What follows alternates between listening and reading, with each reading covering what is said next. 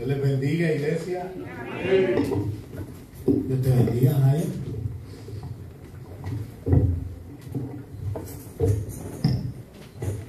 Qué bueno que estés con nosotros en esta mañana. Qué bueno que estés aquí. Igual, Víctor.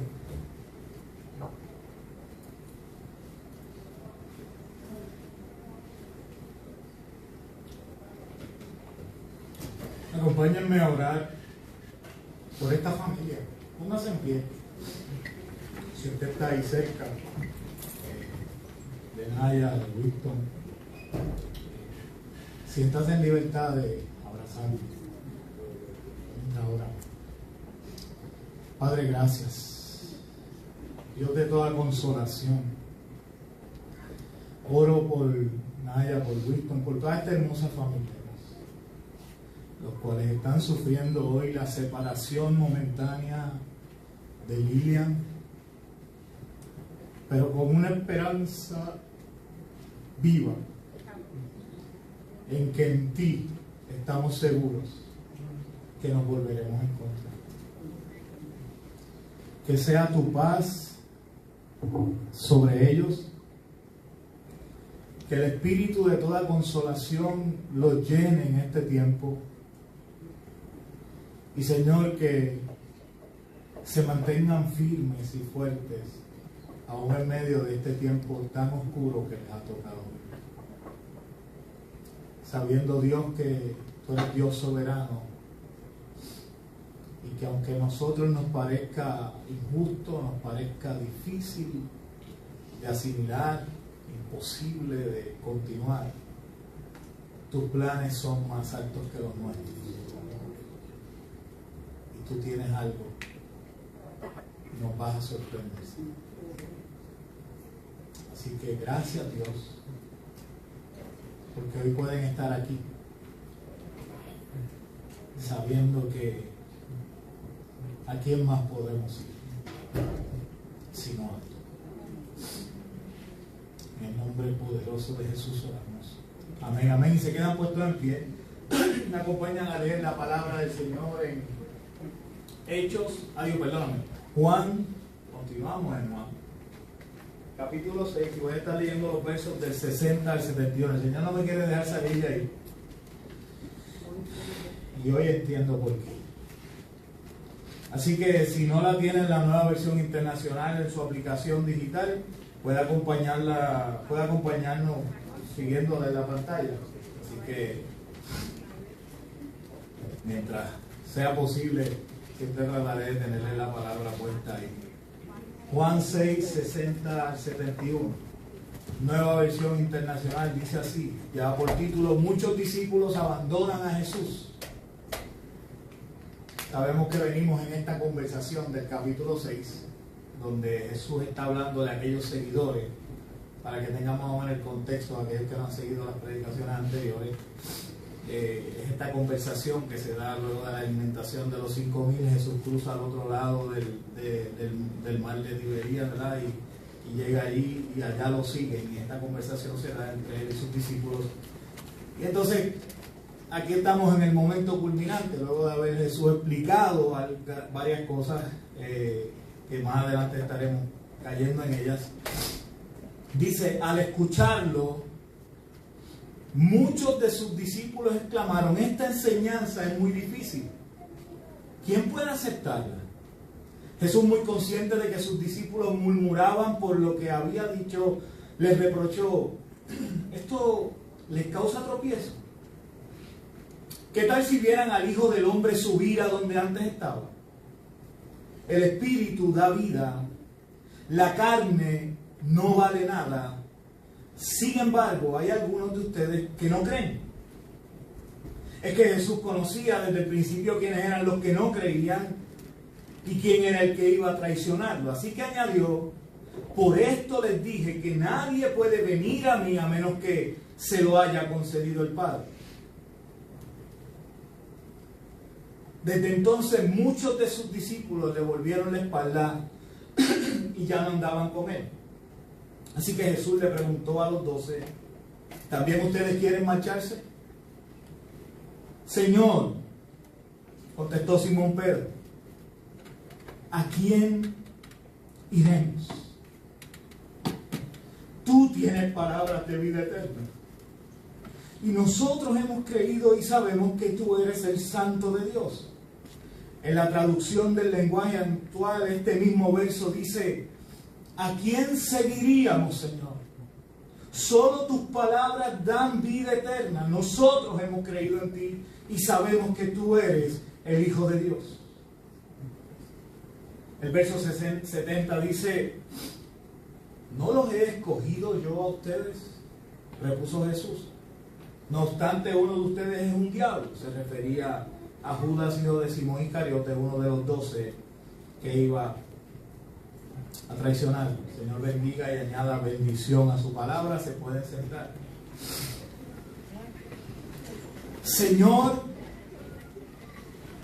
¿a quién iremos? Tú tienes palabras de vida. Que usted bendiga, dale. Si hay una confesión hecha por Pedro que debería retumbar en nuestras mentes y en nuestro corazón, es esta. Precisamente, Pedro, si alguno, ¿verdad?, el que no lo sepa, era una persona impulsiva. Prácticamente todos conocemos bien a Pedro aquí. Usted puede ver cómo en muchas ocasiones reaccionaba ante los sucesos sin pensar tan siquiera en las consecuencias. O sea, era como que abría la boca y en muchas ocasiones metía la pata. Pero a su vez era muy asertivo en sus comentarios. Él fue el que ante la pregunta de Jesús en Mateo 16, cuando él está en esa conversación, ¿verdad? Quienes dicen los judíos que soy, que él dice, entonces le pregunta a los 12 cercanos, le dice, ¿quién dicen ustedes que soy? Y él respondió, Pedro respondió, tú eres el Cristo, el Hijo del Dios viviente. Y aquí en los últimos versos de este capítulo 6 de Juan, lo vuelve a hacer. Ante el reproche de Jesús, seguido por una pregunta decisiva, esta que les dice, ¿también ustedes quieren marcharse luego de que todos se retiran? Él responde, ¿a quién iremos? Y creo que luego de habernos sumergido en esta última semana a profundidad en la conversación que sostuvo Jesús con aquellos discípulos y seguidores en este capítulo 6, podemos tener una mayor comprensión de esta confesión hecha por Pedro casi al final del mismo. Jesús a todos los allí presentes les había abierto, para bien o para mal, los oídos. Y ellos pudieron escuchar claramente a qué Jesús había venido. Él no vino solamente a satisfacer el hambre física de sus seguidores, ni a sanar su cuerpo, sino algo mucho más importante y con repercusiones eternas. En el versículo 51, él dice, yo soy el pan vivo que bajó del cielo. Si alguno come de este pan, vivirá para siempre. Este pan es mi carne que daré para que el mundo viva. A veces pasamos en desapercibido, ¿verdad? Todo lo que toda esa oración significa. Él les estaba diciendo precisamente lo que iba a suceder más adelante y por qué iba a suceder. Comparte con aquella multitud que le seguía por los beneficios adquiridos, por el pan, por las señales, ¿verdad?, por las sanidades, el plan de redención, el evangelio, la buena noticia. Ustedes pueden imaginar la mejor noticia compartida por nada más y nada menos que el autor y protagonista de la mundo. Qué privilegio para aquellos miles de seguidores. Dentro de no mucho su cuerpo iba a ser entregado en sacrificio como este cordero sin defecto, para que todo aquel que le aceptara, todo el que comprendiera aquellas palabras que Jesús le acababa de decir, disfrutara de la vida eterna que solo a través del pan de vida podían adquirir. Y no lo deja ahí, les dice más. Al ver que murmuraban entre sí, les cuestiona, ¿esto les resulta incómodo? parafraseándolo yo acá, ¿verdad? Es para ustedes piedra de tropiezo que les diga que tienen que comer mi carne y beber mi sangre, que les diga que yo soy ese pan que bajó del cielo y que a diferencia del que recibió el pueblo de Israel en medio del desierto, el que de mí coma será eternamente saciado. ¿Es para eso? ¿Es para ustedes eso incómodo? Entonces hace una pausa y le pregunta, entonces, ¿cómo van a reaccionar si les dijera que me verán subir a donde antes estaba? ¿Cómo van a reaccionar cuando vean que la muerte no pudo conmigo y que la vida que les prometo es una eterna? Porque yo voy a ser el primero de todos los que resucitarán si creen en mí. Todos los allí presentes escucharon esta confesión, pero pocos comprendieron lo que Jesús les estaba diciendo y la importancia de aquellas palabras. Y yo espero que en esta mañana usted no sea de los muchos que se van, sino de los pocos que comprenden.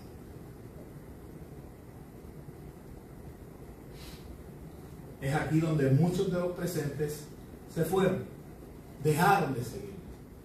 Le parecía muy difícil de entender o aceptar la palabra de Jesús. Leyendo un poco para preparar este sermón, me pareció hermoso descubrir que la palabra utilizada en estos versos que estábamos leyendo para enseñanza o palabra, según la versión que usted use, tiene el mismo significado que la utilizada en Juan 1, del 1 al 3. Logos. En Juan 1 del 1 al 3 dice, en el principio, y está puesta por ahí, en el principio la palabra ya existía. La palabra estaba con Dios y la palabra era Dios. El que es la palabra existía en el principio con Dios. Dios creó todas las cosas por medio de Él y nada fue creado sin Él. Así que era la misma palabra. Esto significa que no era una simple enseñanza de escuela bíblica dominical, lo que aquellos miles que disfrutaron de las sanidades, milagros y señales hechas por Jesús estaban rechazando, sino a la palabra, al Verbo encarnado. Estaban rechazando a Jesús mismo. Le estaban dando la espalda. Todo ser humano tiene el derecho a escoger, ¿cierto? Es más, la vida misma se trata de escoger. Si usted no se ha percatado, se enterará hoy. Cuando pequeños, alguien más escoge por nosotros. Cómo vestirnos, qué idioma será tu primera lengua, a qué escuela vas a entrar cuando te toque. Más adelante, comenzamos nosotros como estos primeros pasos, ¿verdad? A tomar nuestras propias decisiones. Como quiero el recorte, yo que soy barbero lo he visto, las peleas con los padres, qué estilo de música voy a escuchar, cómo me voy a vestir, qué carrera voy a estudiar, en qué universidad la voy a estudiar y así por el estilo. Ya cuando uno es adulto, nos toca escoger en cuanto a más cosas serias y ahí sí que no hay ayuda. ¿Con quién me voy a casar? Si es que me voy a casar. ¿Qué compro? ¿Casa o apartamento? ¿Qué carro me compro? ¿De qué color me compro el carro? ¿Por qué banco lo financio? ¿Cuántos hijos vamos a tener? Si es que vamos a tener hijos, etcétera, etcétera. Así que se trata de decisiones todo el tiempo, de escoger. Como suele suceder con todo, hay muchos que tienen el problema a la hora de escoger. Esos son los indecisos. Esos que le pregunta, ¿qué quieres comer hoy? Y la respuesta clásica es, no sé. ¿Cuántos conocen de eso? No levante la mano. Pues esos, entérense que en la vida siempre van a enfrentar dificultades, porque en muchas ocasiones otros escogerán por ustedes. Y las consecuencias podrían ser fatales. Pero eso es tema para otra predicación. Ahora bien, estoy completamente seguro que en cuanto a la eternidad sucede exactamente lo mismo.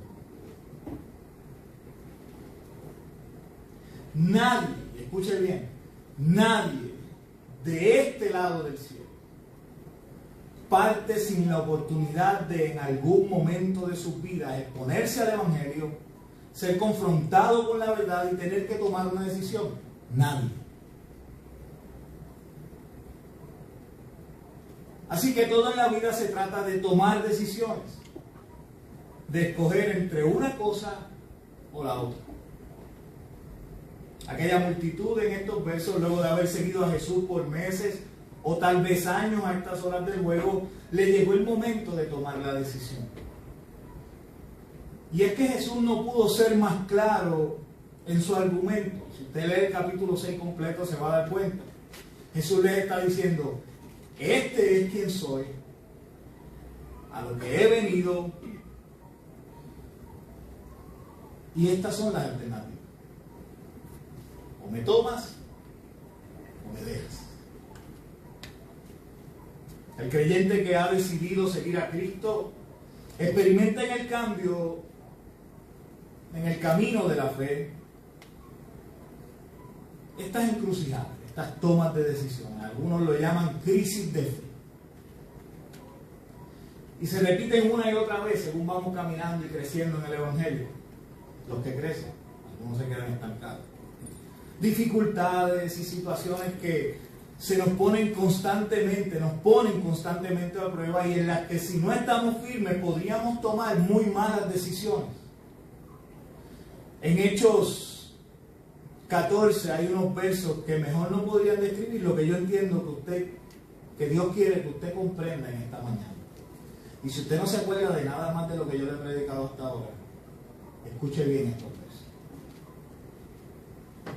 Hechos 14 también va a estar en pantalla, 21 y 22, dice: después de anunciar las buenas nuevas en aquella ciudad y de hacer muchos discípulos, Pablo y Bernabé regresaron a Listra, a Iconio y a Antioquía. Y aquí está la parte importante.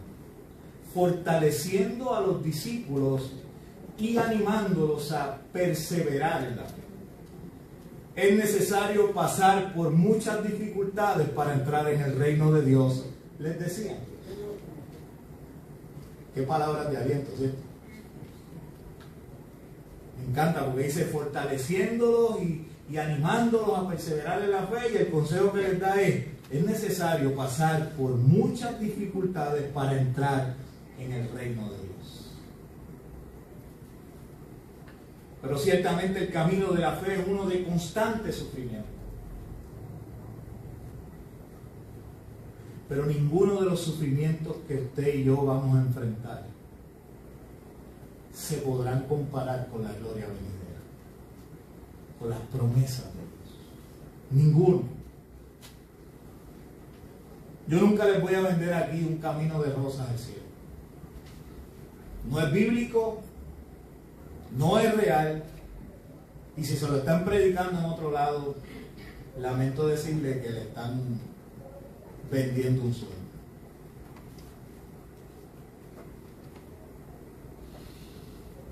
No sé a cuántos le ha pasado a mí, pero esto de sufrimiento en el camino del Señor tiene su razón de ser. Tiene su razón de ser. Porque es que hay algo que sucede en nuestra relación con Dios cuando enfrentamos los momentos malos. Y si quiere, recapitule y acuérdese de esos momentos que usted ha vivido. Le buscamos más, nos metemos más en intimidad con Él. Los cultos de oración se llenan, y los de domingo. Sentimos su presencia en los momentos más difíciles. Cuando estamos casi sin consuelo, llorando, algo pasa. Que llegue ese Dios de consolación y de visita. Y es que cuando nos va bien, en muchas ocasiones, nos olvidamos de por quién nos va bien. Pero cuando la cosa aprieta, cuando todos nos dan la espalda, cuando las alternativas se nos acaban, reconocemos que no hay nadie más a quien ir. Y que solo Él tiene palabras de vida. Solo Él tiene palabras de vida. Y yo quiero orar por la iglesia. Sí. Ya prediqué. Porque quiero tomar el tiempo para orar. Y quiero decirle a todos los que están pasando por situaciones de dolor, tristeza, sufrimiento, pérdida, que si no te han aparecido, te van a aparecer muchas alternativas para mitigar el dolor.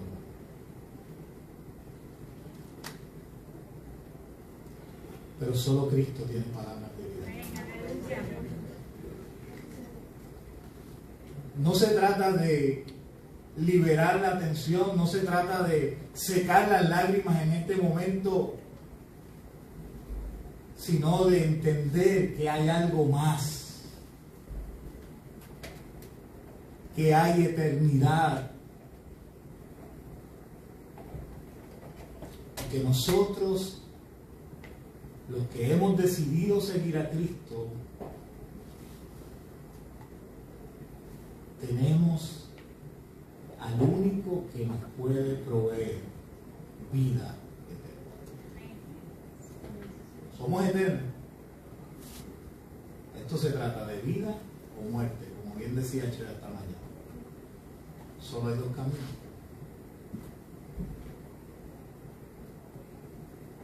En momentos de tribulación, en momentos de tristeza, en momentos de prueba, podemos salir corriendo a buscar 20,000 cosas que nos pueden ayudar en el momento para mitigar el dolor, para quitarnos la tristeza, para hacernos olvidar por un momento de esas cosas. Pero solo Cristo brinda consuelo y vida eterna. Solo Cristo. Todos los demás, en el momento más difícil, dan la espalda al Señor, como las multitudes a Jesús.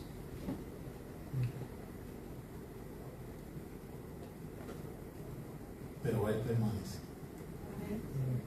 Él permanece. Él quiere que tú entiendas eso.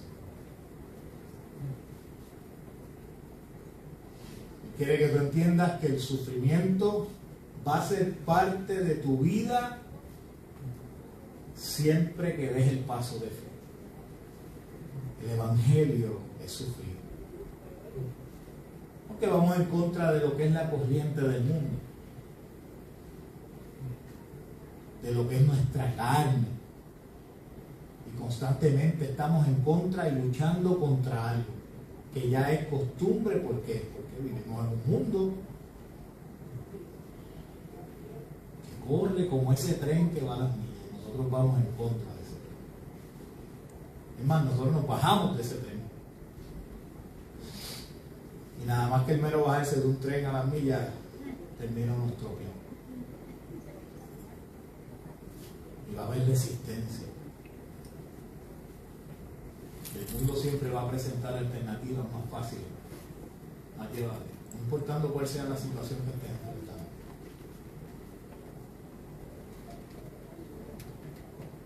Pero el Señor quiere que entiendas que vale la pena, que Él siempre estará ahí, porque Él es el único que tiene palabras de vida eterna. Porque aquellos 12 que se quedaron, Pedro, que fue el portavoz de ellos, sus palabras fueron no solamente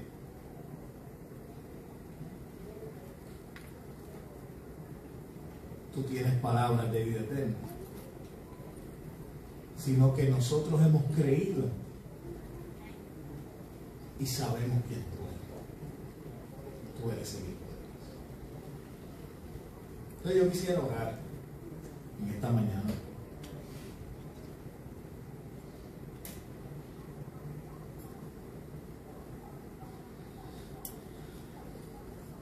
Hemos tenido un mes difícil,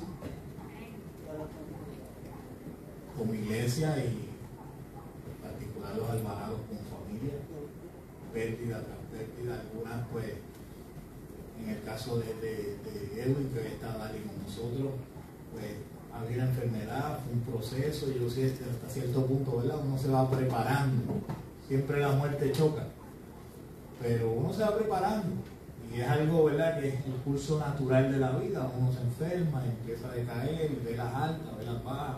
Aún así, Edwin y todos nosotros vimos cómo Dios obró en sin número de ocasiones, levantándolo prácticamente de la muerte. Pero llegó el tiempo en que el Señor dijo, hoy sí. Y nos da consuelo saber que Él está en un mejor lugar, que ya no sufre, que ya no tiene que estar recibiendo noticias de que tienen que amputarle otra parte del cuerpo, que ya no tiene que dializarse más, que está gozando ante la presencia del Señor. Pero también nos tocan situaciones como la de Lilian, inesperada. Ese domingo yo le pregunté a Winston por Lilian. Winston y Lilian en Washington llega el martes. El martes llegó la noticia de que su situación había sido crítica en varios días. Y recibimos, ¿verdad?, la terrible noticia. Pero también su vida estaba guardada en las manos del Señor.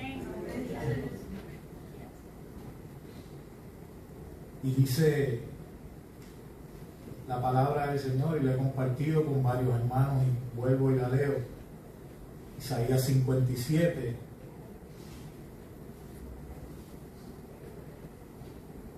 los versos 1 y 2, dando oportunidad por rapidito.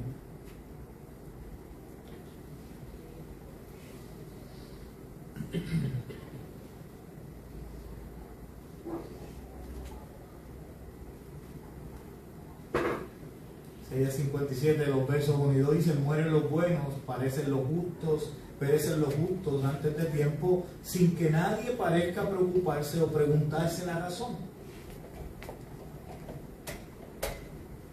Nadie pareciera darse cuenta que Dios los aleja de los malos días que vendrán, porque los justos mueren.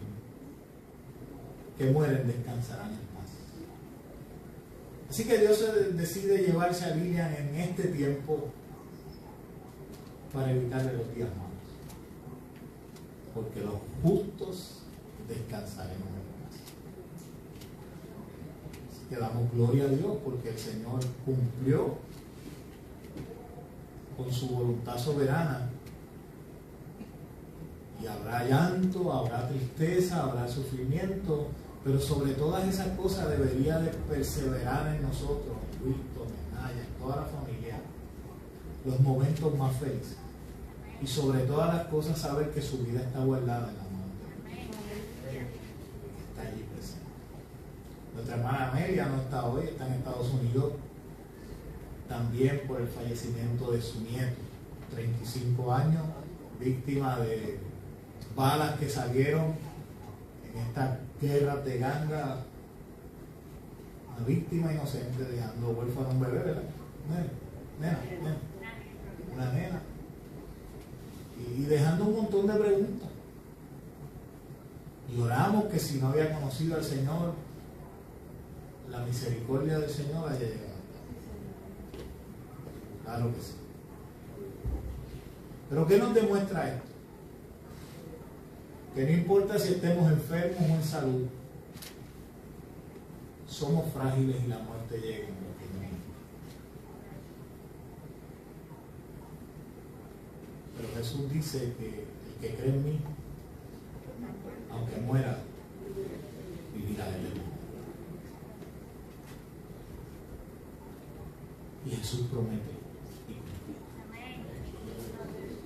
Aquí, así que solamente en Cristo podremos disfrutar de lo que es la vida eterna.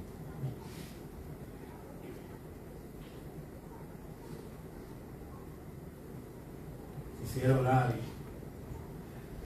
y si usted a lo mejor no ha aceptado a Jesucristo como su Salvador y su Señor, y usted tal vez no tiene esa seguridad de que si hoy parto ante la presencia del Señor, No sé qué va a hacer de mi porvenir. Quisiera orar por ti. Dios está, quiero que levantes tu mano.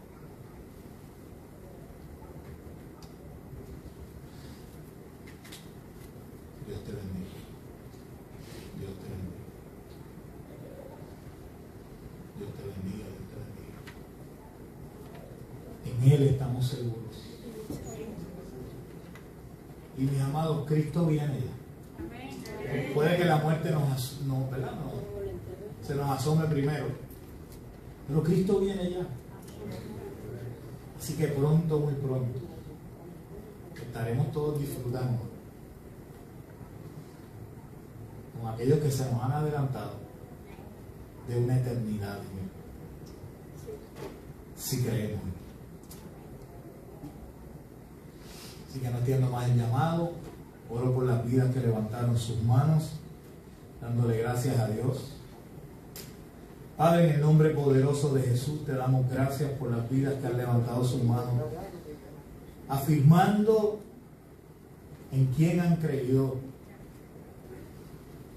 y reconociéndote a ti una vez más como Señor y Salvador de sus vidas.